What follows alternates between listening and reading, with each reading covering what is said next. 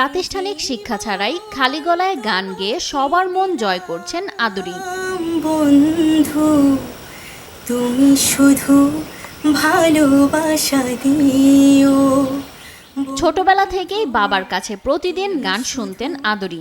গান শুনে শুনে গাওয়ার চেষ্টা করতেন বলে আদুরির বাবা পলাশ নিয়মিত মেয়ের সাথে খালি গলায় রেওয়াজ করেন। এই আশায় বেঁধেছি খেলা ঘর, স্বপ্ন ভেঙে দিতে এলো ঝড়। মাত্র ১ বছর আগে আদুরির বিয়ে হয় অনুপ সরকারের সাথে। বিয়ে হলেও তার গানের রেওয়াজে স্বামী সংসার কখনো বাধা হয়ে দাঁড়ায়নি বলে জানান গান পাগল আদুরি। বিয়ের পরে শ্বশুর বাড়িতে মনে হয় না যে আমি শ্বশুর বাড়িতে আসছি, মনে হয় বাবা মার বাড়িতেই আছি। যেভাবে আমি গান করতাম প্রকাশ্যে, আমার শ্বশুর শাশুড়ি, আমার দেবর ননদ সবাই গানকে নিয়ে আমাকে অনেক উৎসাহ দেয়। প্রতিটি সফল পুরুষের পেছনে নাকি একজন নারী থাকেন। এদিকে আদুরি তার গান গাওয়ার পেছনে কৃতিত্ব দিলেন তার জীবনসঙ্গী অনুপকে। বিয়ের পরে আলাদা একটা চাপ থাকে, ততটুকু তাকে সাপোর্ট দেওয়ার আমার পক্ষ থেকে আমি সর্বাত্মক চেষ্টা করি। আমার হাত সর্বদাই পাশে থাকবে, কারণ আমি তো তার স্বামী, আমাকে তো থাকতেই হবে। শ্বশুর বাড়িতে এসেও গানের ধারা ব্যাহত হয়নি বলে কৃতজ্ঞতা জানান আদুরি। স্বামীর বাড়িতেও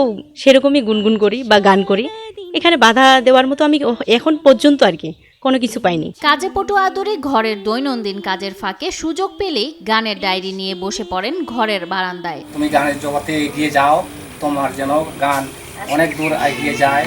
দিনাজপুরের ধর্মপুর ইউনিয়নের চৌপুকুরিয়ার কৃষি শ্রমিক পলাশ চন্দ্র সরকারের কন্যা আদুরি রানী। রূপে গুণে যেন কোনো দিকে কমতি নেই তার। চাইলেই গাইতে পারেন হুবহু শিল্পীদের মতো গান। যার হৃদয় ভেঙে যা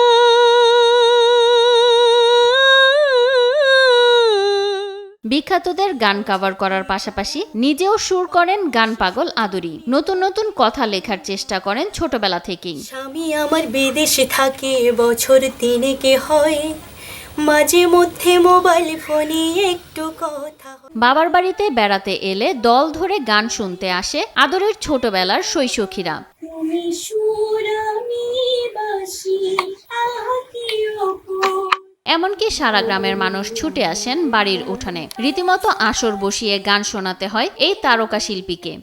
আছে জীবনে আমার, যদি তুমি না থাকো পাশে মরুনি।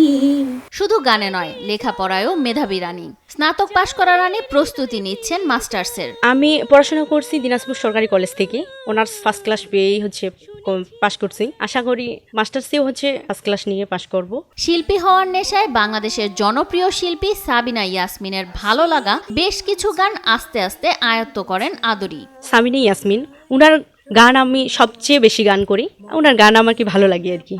আদরের খালি কণ্ঠের সুমধুর সুর যেন কেড়ে নিয়েছে সবার মন। কোকিল কণ্ঠের এই গান শুনতে দূর দূরান্ত থেকে গানপ্রেমীরা এসে ভিড় করেন আদরির উঠানে। গানটা শুরু করলে আমি এক নাগানো শুনেই থাকি, অন্যদিকে আর মনে যায় না, শুধু গানটার দিকেই মনটা যায়। খালি গলায় যে গায় তাও তবুও আর কি আমাদের এত সুন্দর লাগে। আদুরি আসলে ওর যে একটা ঐশ্বরিক ক্ষমতা, তার যে সৃষ্টিকর্তা তাকে যে কণ্ঠ দিয়েছেন, আসলে তার গান শুনে আমরা মুগ্ধ।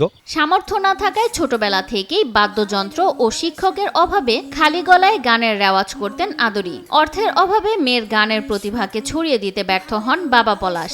আমার মেয়ে, তার প্রতিভা আছে বিধায় আমি আমার মেয়েকে গানের জগতে একটু আগাই দিতে চাই। আমার কিন্তু তেমন আর্থিক নাই, আমি আর্থিক না থাকার কারণেই আমার মেয়েকে উপরে উঠাতে পারছি না।